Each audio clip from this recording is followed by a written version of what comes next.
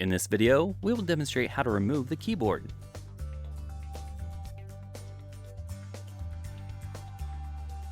Before removing the keyboard, read through the safety guidelines to protect your computer from potential damage and ensure your personal safety.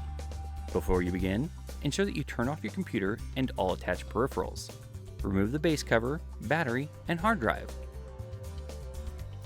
Now let's remove the keyboard.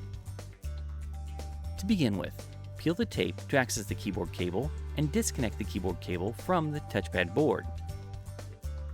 Note, the number of cables to disconnect is based on the keyboard type.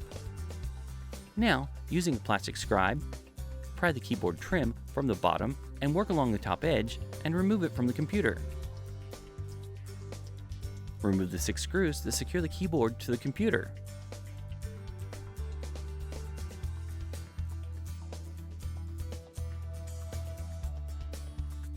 Then gently lift and slide the keyboard to remove it from the computer.